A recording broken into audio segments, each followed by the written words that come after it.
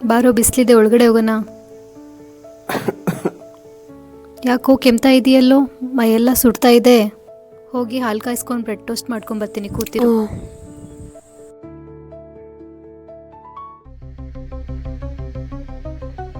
ಇವರಮ್ಮ ಏನಕ್ಕೆ ಇಷ್ಟೊಂದು ಕೇರ್ ಮಾಡ್ತಾವ್ರೆ, ಏನಾಗಿರ್ಬೋದು?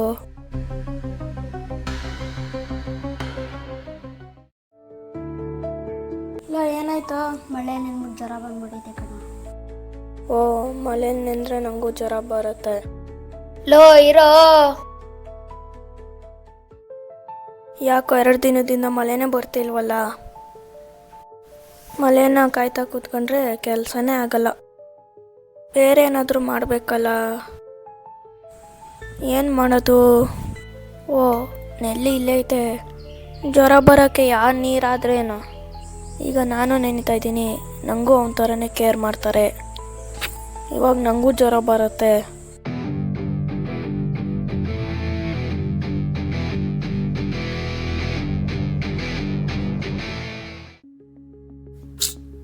ಛೇ, ಎಲ್ಲಿಗುರು ಇವನು? ಇಷ್ಟು ದಿನ ಆದಮೇಲೆ ಸಿಗ್ತಿದ್ದೀವಿ, ಫೋನು ಮಾಡಲ್ಲ, ಯಾವಾಗಲೂ ಲೇಟು, ಕಾಲ್ ಕೂಡ ಪಿಕ್ ಮಾಡ್ತಿಲ್ಲ. ಅವ್ನು ಹಂಗೆ ಕಣ, ಲೇಟ್ ಆದ್ರೂ ಲೇಟೆಸ್ಟ್ ಆಗಿ ಬರ್ತಾನೆ.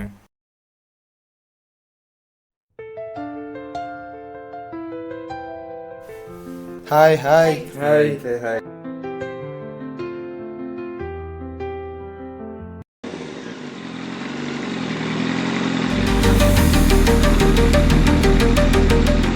ಬಂದ ನೋಡ್ರೋ.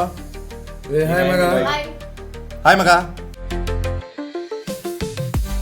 ನಾನು ಇಷ್ಟೊತ್ತಿಂದ ಇಲ್ಲೇ ಇದ್ರು, ಯಾರೂ ಕೇರ್ ಮಾಡಲಿಲ್ಲ.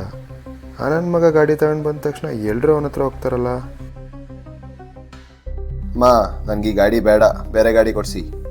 ಏನಾಗಿದೆ ಗಾಡಿಗೆ? ಚೆನ್ನಾಗೇ ಇದೆಯಲ್ಲೋ.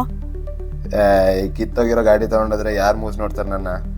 ದಿಢೀರ್ ಅಂತ ಕೇಳಿದ್ರೆ ಹೊಸ ಗಾಡಿ ಹೆಂಗ ತಕ್ಕೊಡೋದು? ನಿಮ್ಮ ಯೋಗ್ಯತೆ ಏನಂತ ನಂಗೆ ಗೊತ್ತು. ಹೊಸ ಗಾಡಿ ಏನು ಬೇಡ, ಸೆಕೆಂಡ್ ಆದರೂ ಕೊಡಿಸಿ. ಈಗೇನು ಕೊಡಿಸ್ತೀರಾ ಇಲ್ವಾ?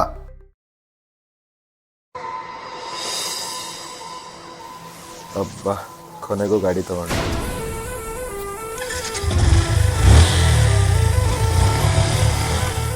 ನನ್ನ ಮಗ ಗಾಡಿ ಇಟ್ಕೊಂಡು ಬೇಜಾರ ಟೆನ್ಷನ್ ತೊಗೊತಾ ಇದ್ದಲ್ಲ.